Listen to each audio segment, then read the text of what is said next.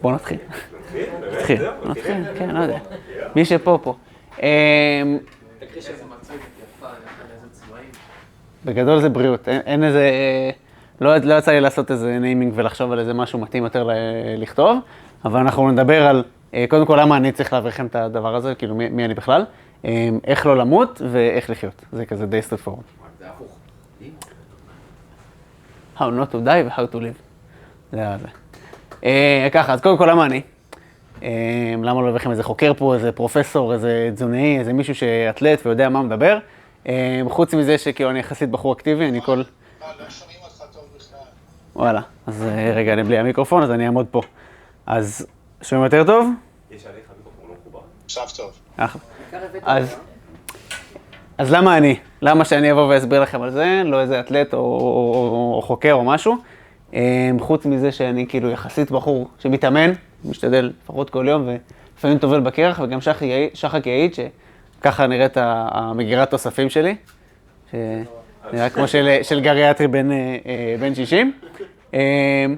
אז בעצם באמת למה אני, אין לי שום איזה קרדנציאל, זה משהו שאני יכול לעמוד עליו, אבל כן למדתי מהחוקרים והאנשים הכי טובים בעולם שמתעסקים בזה, שבמקרה בעולם המודרני של היום גם יש להם פודקאסטים וערוצים ביוטיוב, ומשתפים את המחקרים שלהם ואת התובנות שלהם והלקחים שלהם, וגם אתם יכולים.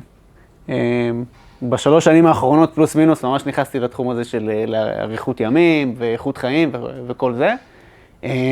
בעיקר מהחמישה האלה, דוקטורים תותחים כאלה של הסיליקון ואלי שמבינים על מה הם מדברים, וניסיתי את זה על עצמי. ניסיתי כל מהשיטות והדברים שאני אדבר איתם היום על עצמי, ואני בא לשתף. אני לא כופה את הדעות שלי על אף אחד, זה פשוט כמה פעמים אנשים שואלים אותי בקפה, תגיד, צריך ככה, צריך פה, צריך שם, עם האוכל, עם הזה, מה כדאי לעשות, תפוס לי כאן, איך צריך להזיז. אז הכל זה טיפי. אין לי גם איזה גושפנקה לתת לכם בסוף. כן. סליחה, אבל היות ואתה מקליט, חבל שלא נשמע טוב, לא שומעים אותך גם טוב, אתה עדיין מקוטע. אין לי מושג איך מחברים פה את המיקרופון. בוא נראה. אתה מדבר בבלוטוס? רחוק. כן, משדר, בדיוק. רגע. זה לא המיקרופונים האלה, אתה אותם אליך. לא, זה רק... שומעים יותר טוב עכשיו? לא שומעים מהמיקרופון השחור, אבל כשאתה... כרגע שמעו יותר טוב, כן. אוקיי. אז בואו ננסה פשוט לעמוד טיפה יותר כאן. אז זהו, זה ככה קצת עליי, מקווה שכנעתי אתכם, לא יודע אם זה עבד, אבל אתם כבר פה, אז בואו נזרום על זה. דבר ראשון, על איך לא מתים, זה חשוב. כל הקטע הזה של חיים, זה כאילו, זה בדיוק ההפך מלא להיות מת, ואנחנו רוצים להאריך את החיים שלנו, גם את האיכות חיים וגם את הכמות של השנים שיש לנו פה, בצורה הכי טובה שיש. אז אנחנו נדבר קודם כל על הפונקציה של החיים, על ה-The Life Plot, על ארבעת השליחים של המוות, ועל העשור האחרון שלכם. מעניין. קודם כל על ה-Life Plot, זה ככה נראה החיים, אנחנו מתחילים צעירים מאוד, מתחילים בצורה טובה, הכל בסדר, לא מזדקנים, יש לנו בציר ה-Y את האיכות חיים ובציר ה-X את האורך של החיים, ועם כמה שהאיכות חיים שלנו יורדת לאט לאט, מה שאתם רואים בתחילת השנים הראשונות, הכל בסדר, אנחנו לא מזדקנים יותר מדי, ולאט לאט עם הזמן אנחנו מתחילים להזדקן יותר ויותר, הקצב של הזדקנות הולך וגדל, עד שבסוף אנחנו מגיעים, אנחנו בשלב מסוים עוברים איזה נגיד קו דמיוני של 50%, שאנחנו פחות ופחות אקטיביים ופחות יכולים לשלוט בחיים שלנו, עד שאנחנו מגיעים לאפס, ששם הבריאות שלנו היא אפס ואנחנו לוקחים את הנשימה האחרונה. אז היעד האופטימלי שלנו, אם אנחנו רוצים להסתכל על החיים בצורה טקטית וכאילו, מה אסטרטגית, מה אנחנו רוצים לעשות פה, אנחנו רוצים למקסם את השטח שמתחת לעקומה הזאת. אנחנו רוצים כמה שיותר איכות חיים לאורך חיים. אם אני אומר לכם שהחיים שלכם יהיו מאוד מאוד מאוד ארוכים, אבל הם יישארו בנקודה מאוד נמוכה, אף אחד לא רוצה את זה, וגם לכיוון השני, אף אחד לא רוצה פשוט לסיים החיים שלו מאוד מאוד מוקדם. אני מזניח רגע תאונות או דברים פתאומיים שיכולים לקרות, כי בזה אין לנו באמת שליטה. אבל אתם בטח אומרים, מה הבעיה? יש רפואה, הכל בסדר, אנחנו יכולים להתמודד עם זה, אז הנה מה שהרפואה עושה. אנחנו עם היגיינה ועם common knowledge של ספורט ותזונה, אנחנו משפרים קצת את איכות חיים שלנו, ומגיעים לנקודה הזאת, שפה אנחנו מגלים איזה גידול, סרטן, התקף לב כזה או אחר, ושם אנחנו מתחילים להאריך את החיים שלנו, בנקודה הזאת. שימו לב, זה באמת מאריך את החיים, זאת אומרת, אם אנחנו נסתכל על האורך של החיים שלנו, זה בן אדם שהיה אמור לחיות עד גיל 70, שרד, סגר את הבסטה בגיל 85, נתנו לו 15 שנים מהחיים, אבל ה-15 שנים שהוא קיבל מהחיים, הן לא כל כך איכותיות. זה 15 שנים שהוא בבתי חולים, עם דיאליזות, או איכות חיים די נפגעת, וזה השלב שסבא מסתכל לכם בעיניים ואומר די, כאילו שחררו ממני. הגישה הזאת היא גישה שהיא לא מונעת, היא גישה שאומרת בואו נאריך את החיים שלכם, בזמן, אוקיי, מצאנו שיש לכם איזו מחלה סופנית, מצאנו שיש לנו איזו הידרדרות, בואו נאריך את החיים בשלב הזה. זה שקול למצב שבו בן אדם, בחור צעיר מעשן, יבוא לרופא שלו ויגיד לו, אני רוצה לחיות מלא, בוא תבדוק אותי, תגיד לי מה הסיכוי שלי למות. ייקח הרופא, יבדוק לו את הכמות של, בוא נגיד, זפת שיש בריאות, ויגלה שהוא מתחת לנורמה, הכל בסדר. אין לו סיכוי למות מסרטן ריאות ב5 שנים הקרובות. אומר לו, תחזור עוד 5 שנים, הכל בסדר.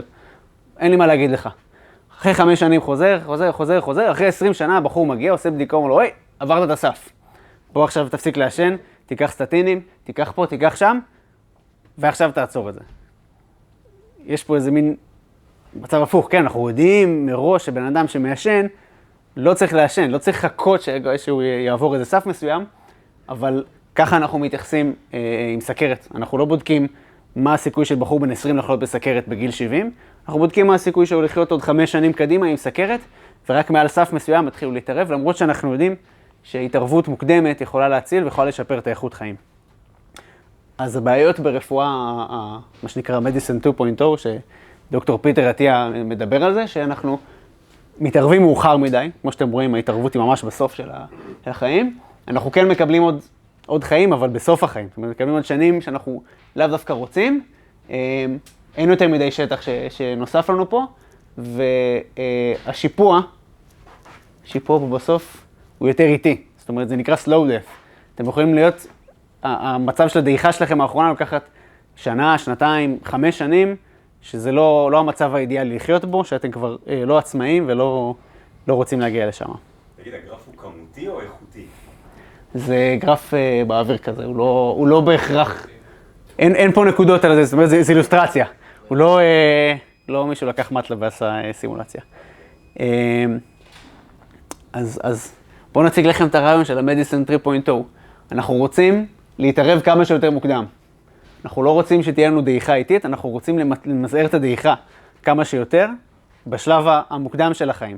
בשלב שאנחנו צעירים והכל אנרגטי והכל קל ואנחנו יכולים לעשות הכל, אנחנו רוצים להאריך את המצב הזה, ואנחנו רוצים שהנפילה בסוף תהיה כמה שיותר מאוחרת. זאת אומרת, הפונקציה המתמטית היא לדחות כמה שיותר זמן את תדר הברך. אוקיי, רגע, אפשר מה זה? מה זה תדר הברך? מה שמוריד לנו זה המחלות סופניות. אנחנו רוצים כמה שיותר זמן להיות בלי מחלות סופניות, וכשהן מגיעות, אנחנו רוצים שיפוע מהיר. אף אחד לא רוצה להיות עשור בבתי חולים, אנחנו רוצים שזה ייגמר מהר. זאת אומרת, לחיות את החיים, בדיוק.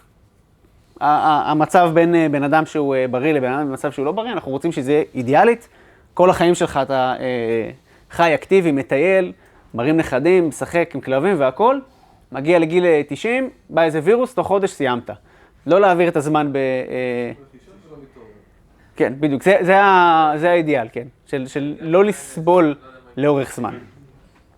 כמו שאתם רואים, האיכות של החיים הרבה יותר טובה, יש לנו הרבה יותר זמן שאנחנו במצב אידיאלי של האיכות חיים.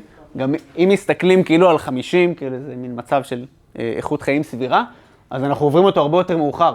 זה הבחור הזה בשכונה שאתם רואים שרץ בבין 85 ואתם לא מבינים איך הוא עושה את זה. זה האנשים האלה. זה האנשים שמצליחים לדחות את ההידרדרות שלהם כמה שיותר, וכמובן אנחנו מעדיפים מוות מהיר, מוות איטי.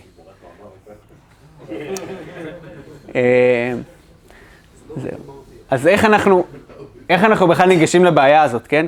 כי כולם פה יחסית צעירים, בצורה אחרת, אין פה אנשים שהם גריאטרים שיושבים באולם, ואני מניח שכולכם באיזשהו מובן מבינים שאתם צריכים לדאוג לבריאות שלכם, ולהסתכל קדימה והכל, אבל זה קשה קשה לכמת את זה, קשה לקחת את זה ולהתייחס לזה בצורה אובייקטיבית.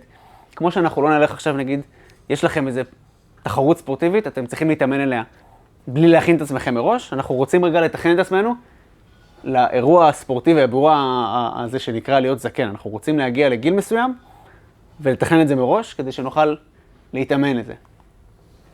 אז פיטר אטיאס, שהוא חוקר הזדקנות וסרטן,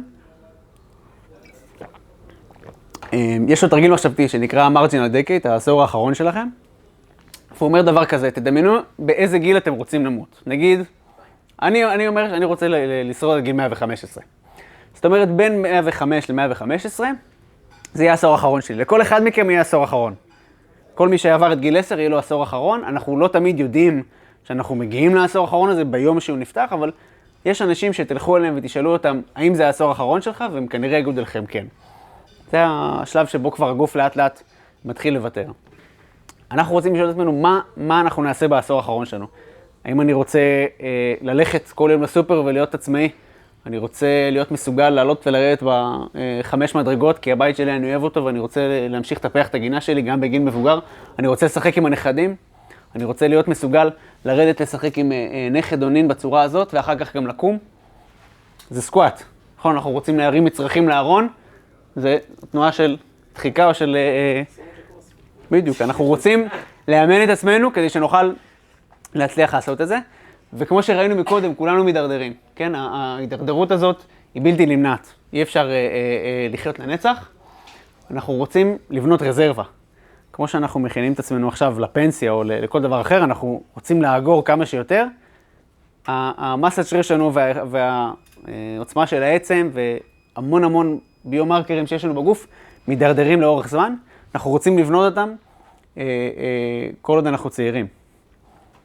נגיד אני אתן דוגמה כדי לפשט את זה. נגיד אני רוצה להצליח לקום ולשבת מכיסא באופן עצמאי בגיל 100. זה אומר שאני צריך לעשות סקואט בגיל 100, לעשות סקואט מפה לעמוד פעם אחת ביום, 5 פעמים ביום. זה אומר שבגיל 90 אני צריך לעשות אותו הדבר עם נגיד 15 קילו, כי אני אדרדר, אני צריך לחשוב על ההידרדרות שתהיה לי. ובגיל 80 עם קצת יותר, ובגיל 70 ו-60 ו-50, ואז אני מגיע למצב שאני משיק את עצמי, אני עושה בקטרקינג ואני, אוקיי, כדי להגיע למצב הזה עם ההידרדרות הממוצעת של הגיל, אני רוצה עכשיו אני צריך להיות מסוגל לעשות את זה עם 120 קילו על הגב. אני יכול לעשות את זה עכשיו? אם לא, זה אומר שאני צריך להתאמן על זה ולבנות את זה כל עוד אני יכול. כי בגיל 60 יהיה לי הרבה יותר קשה לבנות. כן? זה הדברים שצריכים להתחיל אותם כמה שיותר, כי יש איזה compound effect. ואגב, העשור הזה יכול לראות אחר לכל אחד. יש פה כאלה שירצו לגלוש בגיל 90, ויש פה כאלה שרק ירצו לשבת ולראות טלוויזיה. כל אחד לפי מה שהוא רוצה. צריך לתכנן איזה מין ספורטאים אתם תהיו, כן? אנשים בני 100, זה הבחור הזה, הוא בן 101 ועשה מרתון, מרתון שלם, לא מרוצים אלה של 100 מטר. צריך להתכונן לזה, צריך לבנות את הגוף שיוכל לעמוד בזה. בנוסף, דבר אחרון בקטע של איך לא למות, אנחנו רוצים להתחמק מארבעת הפרשים. ארבעת הפרשים יש בנצרות, The Four Horsemen of Apocalypse, אז פיטר אטיאס קורא את זה בספר שלו, The Four Horsemen of Death. 4 הפרשים של המוות, שזה מה שאחראי ל-80% מהמיטות אצל לא מעשנים. שוב, כמו החוק של ה-80-20, אותם המחלות גורמות ל-80% ממקרי המוות אצל לא מעשנים. אז המחלות האלה הן מחלות לב, קרדיו-וסקולר, כל מה שקשור להתקפי לב, דום לב, עניינים של כלי דם. סרטן, כל המחלות שקשורות בסרטן. יש פה, זה החמוד עם החרמש, עם האינסולין. סכרות, מחלות מטאבוליות, כל מה שמתחיל מחוסר רגישות לאינסולין עד סכרת. והרביעי שהוא בעצם, הוא פחות קלאסי, מוות של תעודת לידה, אבל הוא כן גורם למוות וכן הוא מאט ופוגע באיכות חיים, זה הידרדרות קוגניטיבית, שזה אלצהיימר, דמנציה ופרקינסון. עכשיו, איך אנחנו מתחמקים מארבעת השליחים? דבר ראשון, אנחנו רוצים כמה שיותר מוקדם לזהות. אם אתם מכירים את הפרסומות האלה שלה, לעשות את הקולונוסקופיה או להיבדק לסרטן הזה, והדבר הזה, אנחנו רוצים כמה שיותר מוקדם לזהות. היה את השחקן הזה, הוא מאמן עכשיו שנפטר. אני לא מכיר את הסיפור, אבל בדרך כלל סרטן זה לא משהו שמגיע תוך יום-יומיים. זה משהו שנבנה למשך שנים בגוף, ואם מגלים אותו מוקדם מספיק, אפשר לעשות עם זה משהו, ואם לא, אז כבר לפעמים זה מאוחר מדי. אז קודם כל לעשות בדיקות, זה חינם בדרך כלל, שהעלות היא מאוד מאוד מינימלית ביחס למה שאתם מקבלים. אבל הדרך השנייה שהיא טיפה יותר נותנת את האחריות בידיים שלכם, זה לבנות גוף שהוא עמיד לדברים האלו.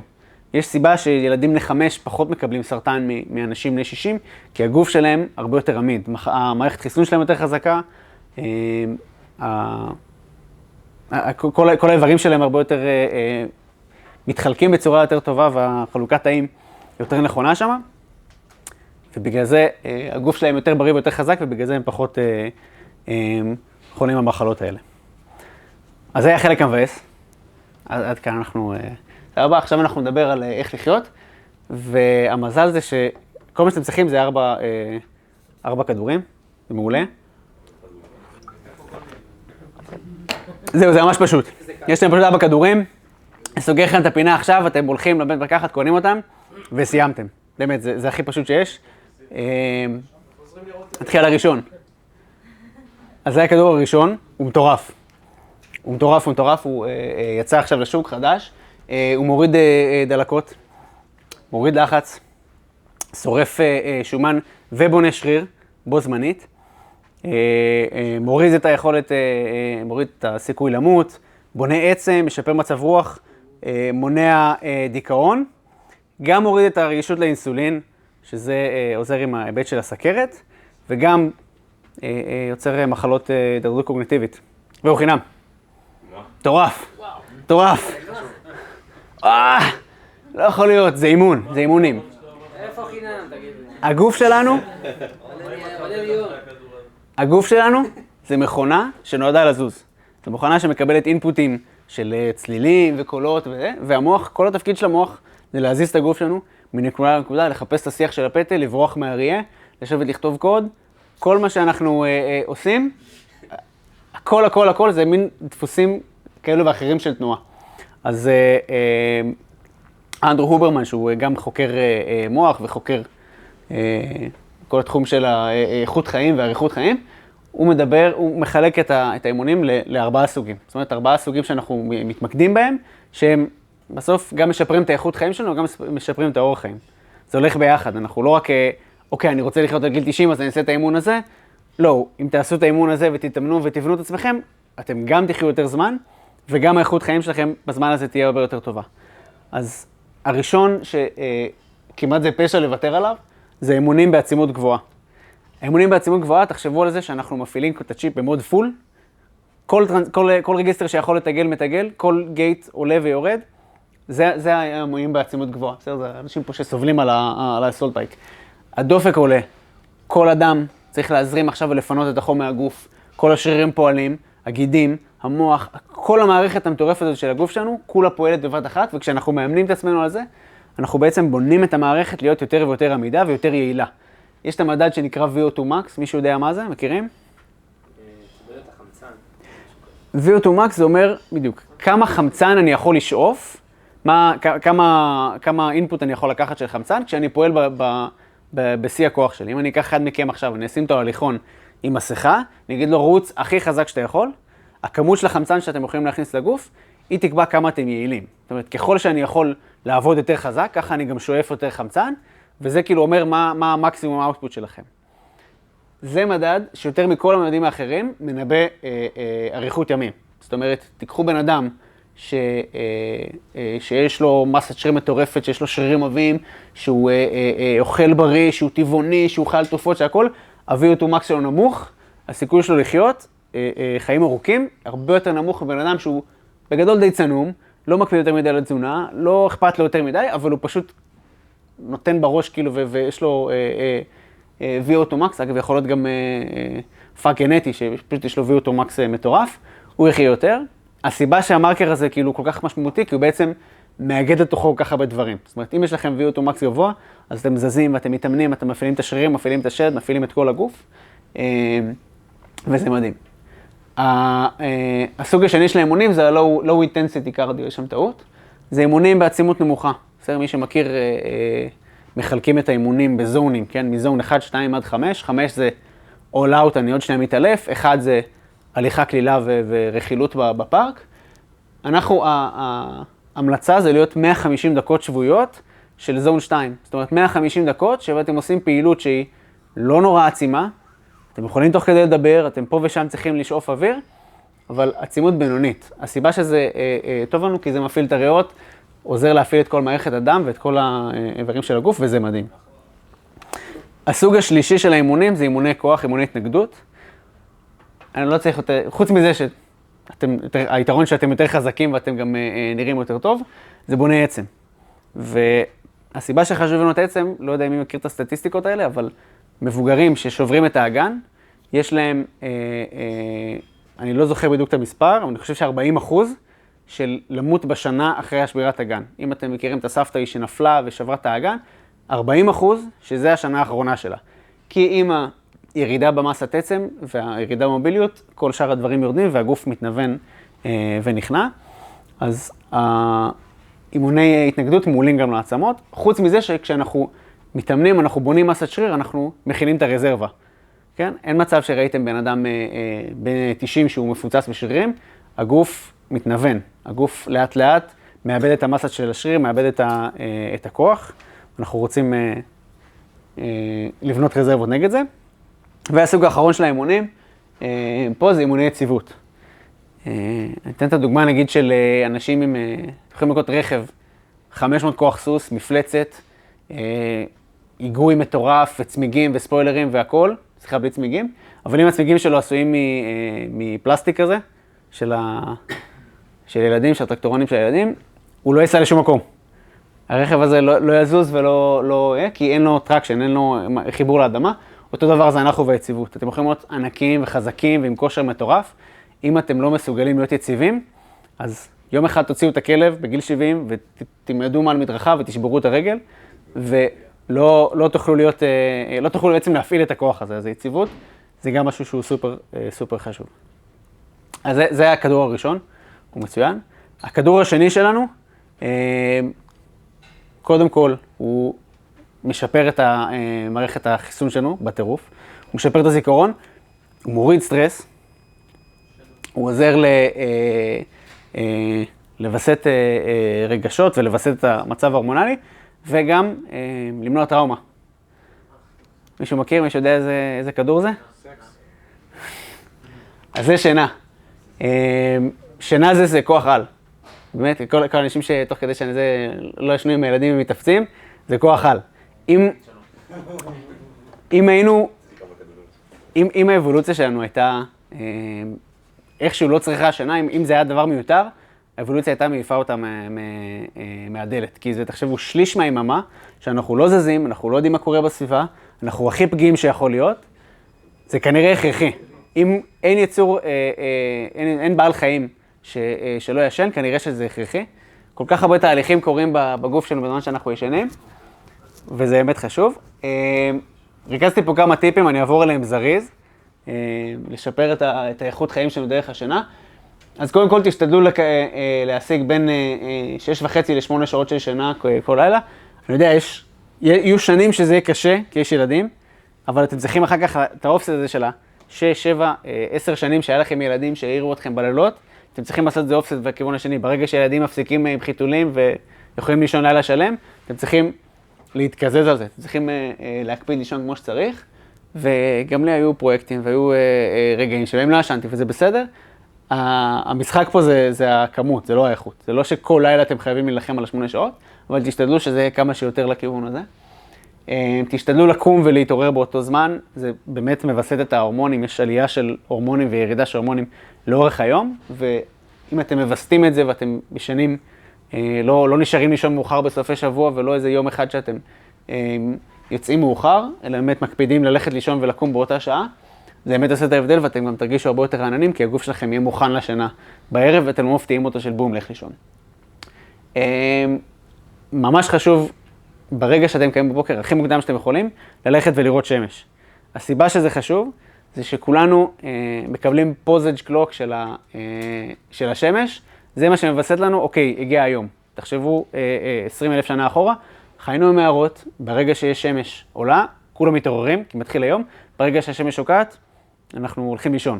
היינו פשוט מתואמים על השעון הזה, והיום אנחנו חיים בתוך בניינים ויש לנו תאורה, ואנחנו יכולים להישאר עד 12 בלילה, עם תאורה מעלינו שמדמה וגורמת לגוף לחשוב שעכשיו יום, וזה מבסט, מוצאים משיבוש מוצאים מאיזון את כל הגוף. עדיף שמש או שאפשר להדליק את האור אם זה לא... עדיף שמש, כי יש עניין של אורכי גל. התאורה שיש לך פה לא נותנת לך את האורכי גל, אתה מסתכל על האינפרה אדום. התאורה פה לא נותנת לך אינפרה אדום, גם לא בכמות וגם לא בעניין של אורך גל. אוברמן, זה שהראיתי בתחילת המצגת, הוא גילה שגם אנשים עיוורים יכולים לזהות שעכשיו יום ולילה, לא באופן מודע. אתה לוקח בן אדם שהוא עיוור, נולד עיוור, לא רואה כלום, אתה לוקח מול הפנים, הוא לא יראה אותך, אבל אם אתה מוציא אותו החוצה, המצב ההורמונלי של הגוף שלו מתואם לפי התאורה, שזה מטורף. כן? אנשים שלא יודעים לראות, הגוף שלהם עדיין יודע שיום ולילה, בגלל שהוא מבסט כי הם צריכים. אפשר גם לפתוח את המיקרו, לשים את הראש בפנים. בנושא הזה של תאורה, אנחנו רוצים גם לכבות כמה שיותר את התאורה בתוך חדר. לפעמים יש תריסים כאלה, טלוויזיה עם מסך לד קטן, הרגישות שלנו היא מטורפת בהיבט הזה, יש מעבדות שינה שבדקו את זה, וגם אור קטן של טלוויזיה שיש לכם בכניסה של החדר, יכול להוריד לכם את האיכות של השינה. אנחנו רוצים לישון טוב, אנחנו רוצים כל השעות שינה שלנו שהגוף יבנה את עצמו, אנחנו לא רוצים לאתגר אותו.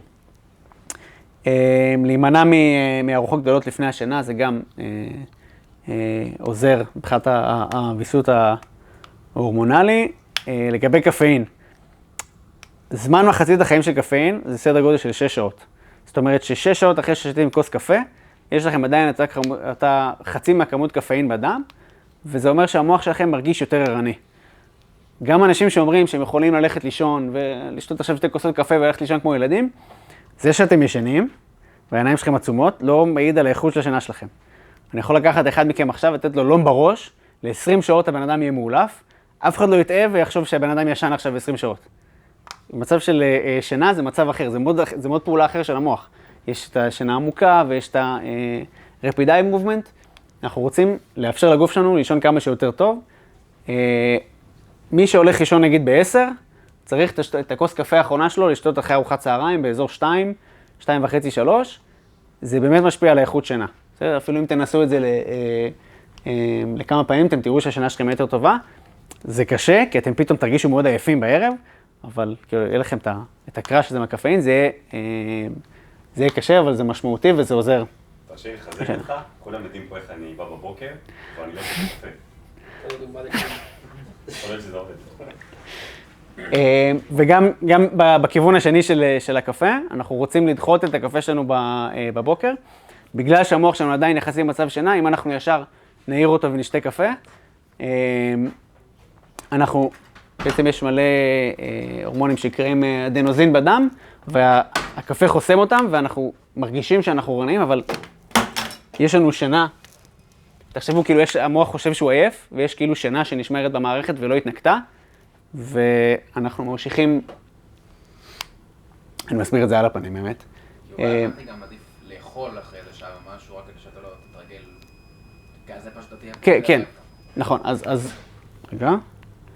הסיפור פה עם לדחות את הקפאין, ספציפית הקפאין, נדבר עליו בבוקר, כי ההפרשה של ההורמון שמבסט לגוף שלנו שאנחנו עייפים, נקרא אדנוזין, הוא עדיין מופרש בשעה הראשונה שאנחנו ערים בה, ואם אנחנו שותים קפה, אנחנו בעצם גורמים להורמון הזה להמשיך לצוף בדם שלנו, והוא יחזור לתקוף אותנו ברגע שנסיים עם הקפה.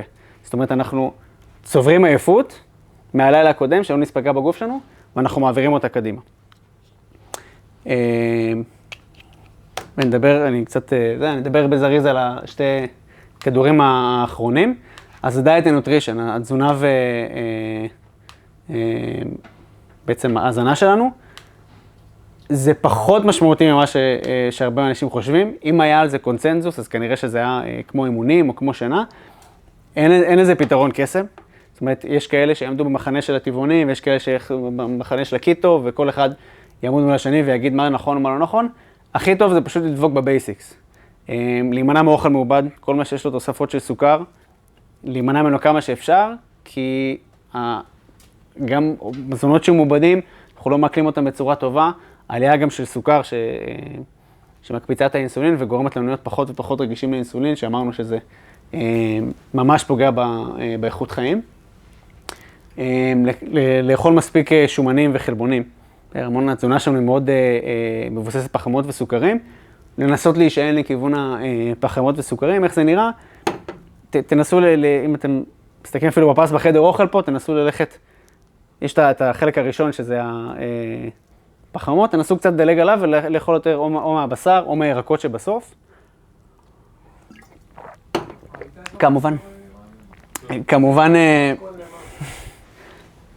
כמובן לאכול במידה, כן? עודף קלורי, כמו שאתם יודעים, גורם להשמנה, ותנסו למצוא את הסוויט ספוט שלכם. לשתות המון מים במהלך היום. המון פעמים אנחנו רעבים, אנחנו מרגישים שאנחנו רעבים, אבל בכלל אנחנו צמאים. ומים זה משהו שבעצם כל המערכות בגוף שלנו צריכים מים. לגבי אלכוהול, אני לא רוצה להיות פארטי פופר. אין מנגנון אחד בגוף שלנו שצריך אלכוהול כדי להתקיים. זאת אומרת, אתם יכולים להפסיק עכשיו עם אלכוהול לכל החיים שלכם, ואתם תהיו בסדר גמור. לא תחוו אף מחלה או אף הידרדרות כלשהי, אבל כדאי להשתדל, ההמלצה זה פחות משתי דרינקים, דרינק זה כאילו צ'ייסר או כוס של בירה, בשבוע, כדי לשמור על כמות אופטימלית, כאילו, על בריאות ברמה טובה, אבל כל אחד שיעשה מה שהוא רוצה, בסוף אם האיכות חיים שלכם תלויה בזה ואתם באמת נהנים מזה, אז לכו על זה, הכל זה עניין של החלטות מודעות. והנושא האחרון, שאני לא ארחיב עליו יותר מדי, כי אני גם לא כזה טוב בו בעצמי, זה עניין של בריאות נפשית. למה בכלל לחיות כל כך הרבה זמן? למה בכלל לדבר איתכם על לחיות בגיל 115? אם לא טוב לכם לחיות, אם אתם בדיכאון, או שלא נעים לכם, או שלא טוב לכם, תנסו למצוא את הזן הזה בעצמכם, ומקומות של להוריד את הסטרס, ולשמור על בריאות נפשית ועל להוריד לחץ וליהנות באמת מהחיים, כי זה באמת הסיבה, לא צריך לחיות כדי לנצח את הבדיקות דם, או כדי להראות לא יודע, לסבתא שחיית יותר ממנה. אני עושה מדיטציות, זה אחלה של דבר, ואני ממליץ לכם גם, זה גם חינמי ומאוד משמעותי. אז אני אעבור זריז על מה שדיברנו היום. דבר ראשון, כדאי ללמוד מהמומחים. יש להם, אני יכול לשלוח אחרי ההוצאה הזאת, פודקאסטים, ספרים, אודיובוקס, אפילו שורטים של יוטיוב, דברים שבאמת עוזרים ללמוד ממומחים אמיתיים שיכולים להשאיר ולשפר את האיכות חיים שלכם, לחשוב על האיכות חיים שלכם, על הגרף של איפה החיים נגמרים וכמה זמן אנחנו רוצים לחיות ואיך אנחנו רוצים לחיות. צריך להיזהר מהסוסים, להיבדק מוקדם וכמה שיותר לבנות את הגוף שלנו שיהיה עמיד ויוכל להתמודד עם זה. ותתכננו את העשור האחרון שלכם, זה חשוב, זה תרגיל מחשבתי שיעזור לכם להסתכל על זה בצורה טיפה יותר נכונה ולא לפחד מזה, אפילו להתאמן לקראת זה וליהנות מזה. תתאמנו ותשתדלו לזוז על בסיס יומיומי. תשנו כאילו אתם מתכוונים לזה, באמת. קחו את השינה כפריוריטי, כי זה באמת מטעין את הגוף. נראה עד יכול להעיד. תחשבו על מה שאתם אוכלים ותהיו מיינדפול לגבי זה. וקחו את הכל בקלילות. זהו, שאלות? שאלה קטנה, אם במהלך החקר שלך נפגשת, אם יש המלצות או מומחים וזה שסותרים לך את השני. ברור, מלא. כן? השתדלתי כמה שפה, מה שכאילו לא היה עליו המלצה חד משמעית,